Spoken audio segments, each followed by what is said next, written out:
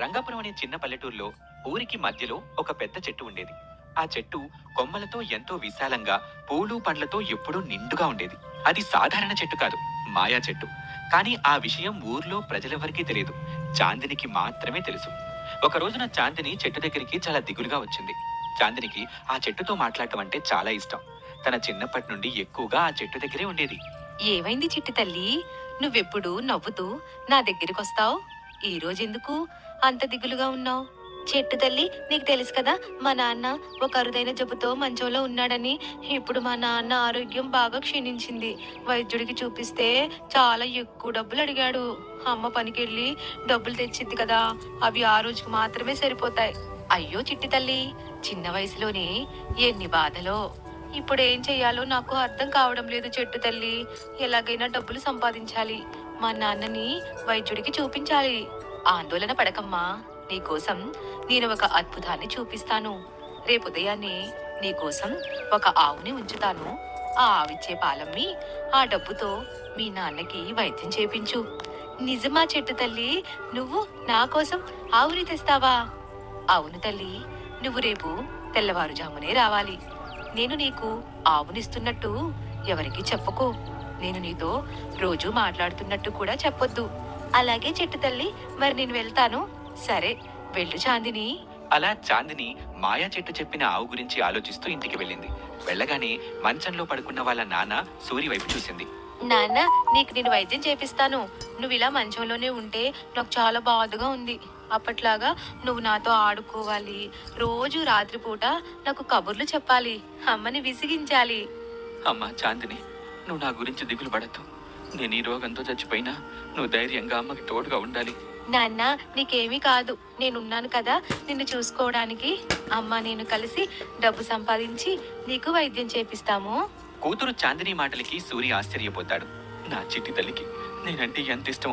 అమ్మ చాందిని, నువ్వెప్పుడు ఇలా ధైర్యంగానే ఉండాలి. అలాగే నాన్న. అప్పుడే ఇవన్నీ లోపల నుండి వింటున్న చాందిని తల్లి వైదేహి అక్కడికి వచ్చింది.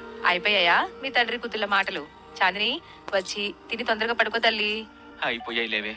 నా కూతురు మాటలు వింటే నాకింకా వినాలి అనిపిస్తుంది. చాలా రోజుల తర్వాత మీ ముఖంలో చిరునవ్వు చూస్తున్నాను మామా. అంతా నా చిట్టి తల్లి మాటల వల్లే నాకు ఈ సంతోషం. తల్లి చాందిని, నువ్వు లోపలికి వెళ్ళి తినమ్మా. అలాగే నాన్న. అలా చాందిని లోపలికి వెళ్లి తిని పడుకుంది. మరుసటి రోజు అయింది. తెల్లవారుజామున చాందిని ఇంట్లో ఎవరికీ తెలియకుండా నిద్రలేచింది. మాయా చెట్టు దగ్గరికి బయలుదేరింది. మార్గ మధ్యలో, చెట్టు తల్లి నా కోసం ఈ పాటికే ఆవుని తెచ్చుంటుంది. చెట్టు తల్లికి నేనంటే చాలా ఇష్టం అంటూ చుట్టూ ఎవరికీ కనబడకుండా మాయా చెట్టు దగ్గరికి చేరుకుంది. వచ్చావా చాందిని? ఎవరూ చూడకుండా వచ్చావు కదా. ఎవరు నన్ను చూడలేదు చెట్టు తల్లి అంటూ చెట్టు వెనక వైపు చూసింది. అక్కడ మాయా చెట్టు చెప్పిన విధంగానే ఒక ఆవు మెరుస్తూ కనిపించింది. చాందిని, ఇదిగో ఈ ఆవును తీసుకుని ఎవరికీ కనిపించకుండా వెళ్ళు. ఇదొక మాయా ఆవు. ఇది నీకు చాలా సహాయపడుతుంది. ఈ ఆవు పాలమ్మి ఆ డబ్బుతో వైద్యం చేపించు. అలాగే చెట్టు తల్లి, మరి అమ్మకి ఈ ఆవు గురించి ఏమని చెప్పాలి? నువ్వు అమ్మకి తెలియకుండా ఈ ఆవుని మీ ఇంటి ముందుంచు. తప్పిపోయి వచ్చిందని అనుకుంటుంది. అలాగే చెట్టు తల్లి. అలా మాయా చెట్టు చాందినికి మాయా ఆవునిస్తుంది. మాయా ఆవు నా చిట్టు తల్లి కుటుంబానికి నువ్వు అండగా ఉండాలి. అందుకే తనతో నిన్ను పంపిస్తున్నాను. నువ్వు మాయా ఆవు అనే విషయం ఎవరికీ తెలియకూడదు.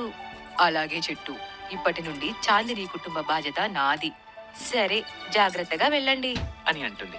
చాందిని ఆవుని తీసుకుని మెల్లిగా ఇంటి మార్గం వైపు నడుస్తుంది. మాయా ఆవు, నువ్వెలా వచ్చావు మా ఊరికి? నువ్వు చిన్నపిల్లవి కదా, ఇవన్నీ నీకు అర్థమవ్వవు. నిన్ను నేను తీసుకొచ్చానని అమ్మకి చెప్పవు కదా. పిచ్చి తల్లి, నేనెందుకు చెప్తాను?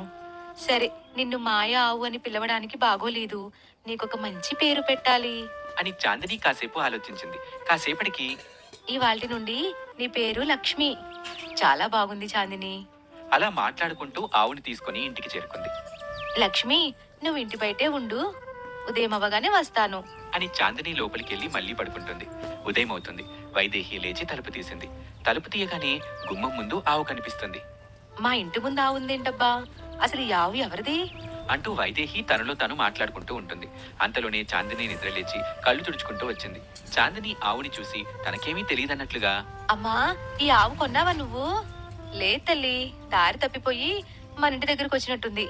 అంబా అంబా ఆవుకి ఆకలేసినట్టుంది, ఏదైనా పచ్చగడ్డి పెట్టాలి. అని ఇంటి వెనుకున్న పొలంలో కొంచెం గడ్డి కోసుకొచ్చి ఆవుకి పెట్టింది. అమ్మా, ఈ ఆవు నాకు చాలా బాగా నచ్చింది. ఇప్పటి నుండి దీని పేరు లక్ష్మి. ఇది మంది కాదు కదా తల్లి. ఈ ఆవు యజమాని వచ్చే వరకు మన దగ్గరే పెట్టుకుందాము. సరే తల్లి, నీ సరదా నేనెందుకు కాదనాలి. అలా మరుసటి రోజు ఉదయాన్నే ఆవుకి గడ్డి పెట్టి వైదేహి పాలు పితికింది. అమ్మ చాందిని, లక్ష్మి ఎక్కువగా పాలిచ్చింది.